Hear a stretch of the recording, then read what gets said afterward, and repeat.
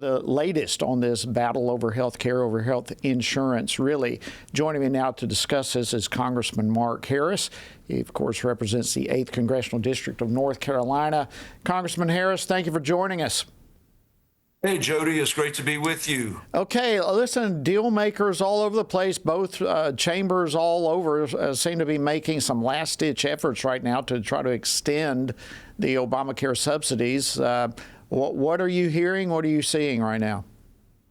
Well, I think that what we're actually going to see is what really needed to happen, and that was the Democrats set this into motion, and frankly, we knew that it wasn't sustainable, and you're going to see these subsidies, basically the COVID era subsidies, expire the end of December. I do think Republicans are working tirelessly to try to come up with a plan.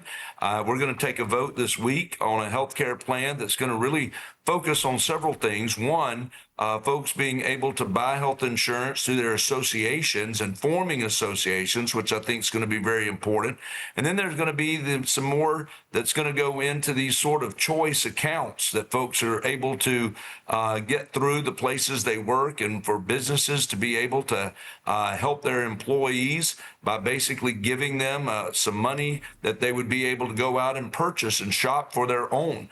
And I think you're going to see some of that happen. There's really a series of ideas that Republicans have really supported for some time. And now we're finding ourselves in this situation where Obamacare is doing exactly what we predicted it would do, and that is collapse on itself if you're not continuing to fund it. Right. So I think that ultimately, what I'm understanding, Jody, is that we're going to still have Obamacare in place, unsubsidized in the COVID era premiums. They'll still be subsidized in some way, but we're going to offer Americans an alternative so that they can have the opportunity to have more control of their health care and their spending. So I think, and when it's all said and done, people are going to be glad that it's happened, but I think it's going to take some time to get there. Yeah, it's going to take some time and probably a little pain to get there. What about, Congressman Harris, the Hyde Amendment, the no tax dollars going for abortion? With all the discussion, debates that are negotiations taking place, is the Hyde Amendment going to stand? I think the Hyde Amendment is going to stand. I'm very thankful that folks have been committed to that here, and we're not willing to do anything different. So if you're going to be able to be on that plan, the Hyde Amendment is going to be in place and is going to protect us from putting federal money toward abortions. That's my understanding at this point of where we are. Well, keep it up. That's a biggie. All right, if I can, we've got less than 2 minutes to go here. Some other news. The House Judiciary Committee subcommittee, of course, had a hearing today on the Southern Poverty Law Center. I'll be discussing that a little bit more as the program unfolds, but wanted to get your thoughts. I know you were there. What did you think? What were the highlights of the hearing?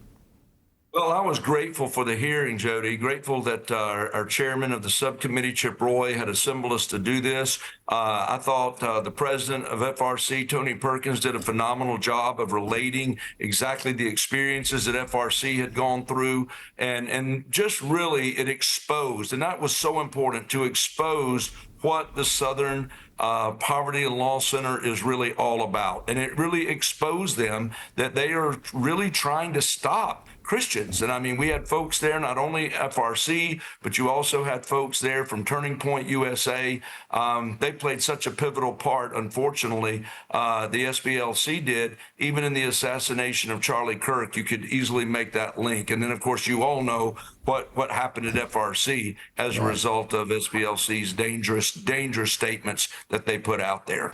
Thank you so much, Congressman Mark Harris. I always appreciate you coming on, and I will say it was an honor to be with you and others last night there in the meeting. Always good to see you. Thank you for joining us on Washington Watch. Thank you, Jody. It's always a pleasure.